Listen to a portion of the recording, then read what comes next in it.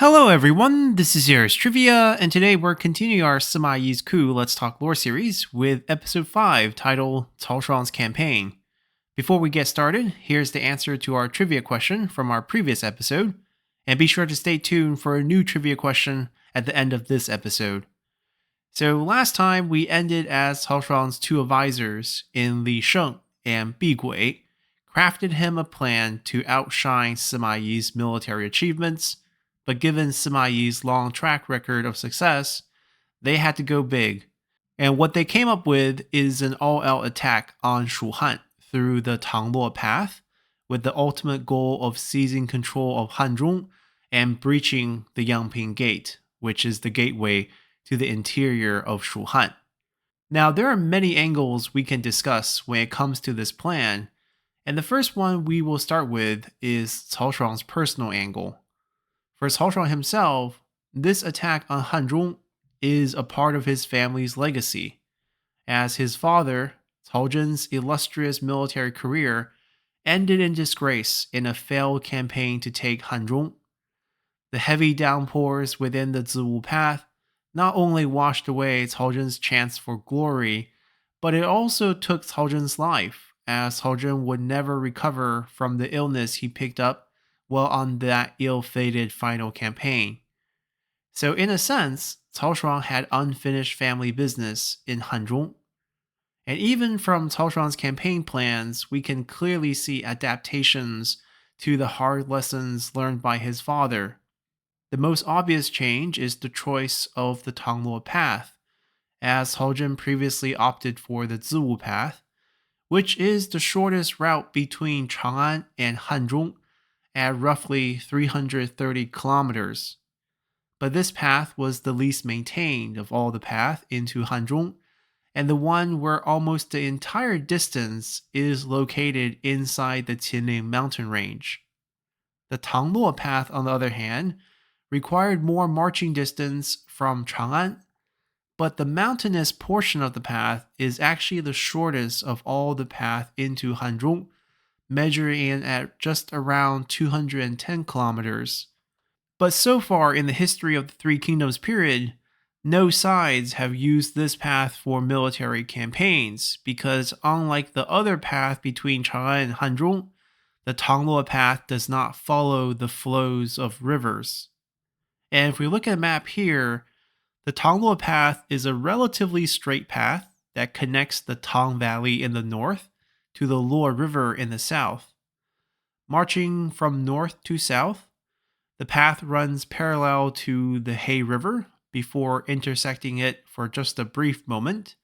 Then, for a long stretch in the middle of the path, there are no river systems until almost at the south end, when the Yu River and the Luo River flows down from the Qinling Mountains into the Han River, exiting out of Hanzhong. And it goes without saying that these conditions are not favorable for large army movements, as access to water is a must. Even if the troops can march rapidly through this largely unguarded area, carrying adequate water supply with them, you still have to run your supply lines through this path. And having such a difficult stretch without easy access to water means almost certain death for the pack animals that the supply teams have to rely on. Now, if Cao Shuang was the only one making these plans, then such an oversight would have been understandable, but of his two main advisors that crafted this campaign, Li Sheng spent years living in Hanzhong, as his father, Li Xiu, was an officer under Zhang Lu before Zhang Lu surrendered to Cao Cao in 215. So either Cao Shuang and his advisors severely underestimated the Shuhan defense, as they might have believed that they can use their overwhelming manpower advantage, as Shuhan only had roughly 30,000 troops guarding the entirety of Hanzhong at this time, to quickly take control of Hanzhong and thus rely on the supplies within this fertile river valley, or they just don't understand how military logistics work. Either way, the selection of the Tangluo path will become a major hindrance in Cao Shuang's campaign.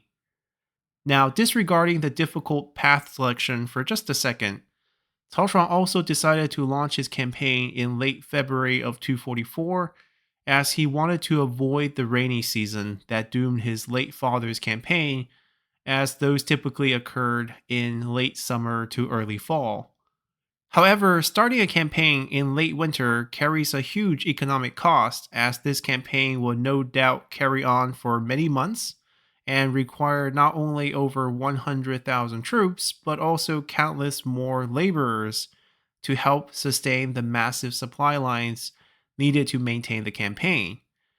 This meant a large portion of the Wei workforce, at least in this area, would become occupied during the planting season, and since the majority of the economy at this time was agriculture based, the timing of the campaign would directly impact that year's harvest. And this became Sima Yi's main argument against the campaign when Cao Shuang first brought forth his plan to the court. Of course, Cao Shuang was not going to let Sima Yi stop him from his chance at glory and redemption, as Cao Shuang used his growing control of the imperial court to easily get approval. And this brings us to our second angle when looking at this campaign, which is actually a political angle. Previously, we mentioned that the Wei Western forces were under the influence and control of Sima Yi, as he had spent the last 7 years of his career here before becoming co-regent as the military commander of the Western forces. This was something that Cao Shuang never felt comfortable with and wanted to undermine the moment they became co-regents together. So when Sima Yi vacated the position as the commander of the Western forces to become co-regent, Cao Shuang immediately suggested Grand Excellency Zhao Yan as a replacement. Now, Zhao Yan was not a political ally to Cao Shuang by any means, as Cao Shuang just felt that Zhao Yan had enough prestige to match Sima Yi, as both of them were elderly statesmen from Cao Cao's period. Both had excellent military track records, and both were respected by the court and the military alike. So by appointing Zhao Yan to take over for Sima Yi, Cao Shuang hoped that Zhao Yan could at least neutralize some of the influence that Sima Yi has built up out in the west. Unfortunately, that did not happen, as Zhao Yan was simply too old at this time to have any energy left to deal with politics and personnel management on the frontier. For if you thought Sima Yi was old, Zhao Yan was 8 years his senior, making him exactly 70 when he took on the job in 240. By 243, after a rough 3 years out west, Zhao Yan filed for retirement with the imperial court, citing his old age and health as the reason. This opening naturally became a point of contention between the two co-regents. Most of the suitable candidates are current Western Army generals, who were all loyal to Sima Yi. So naturally, Cao Shuang wanted to look elsewhere. But given the importance of this role, as the kingdom of Shuhan was still actively seeking opportunities to renew their northern expeditions, the Wei court would never allow Cao Shuang to promote one of his unqualified advisors unless it had the blessing of Sima Yi. So in 243, Cao Shuang and Sima Yi made a deal.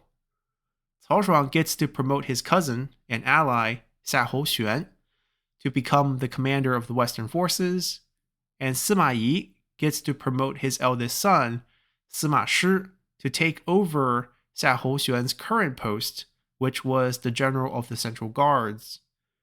This trade will build the foundation for Sima Yi's future coup. Even though up until this point, I firmly believe Sima Yi was still completely loyal to Wei, as well as Cao Shuang had been gaining more and more power. Sima Yi still held enough influence to offer a balance at court, and coexistence was still a possibility.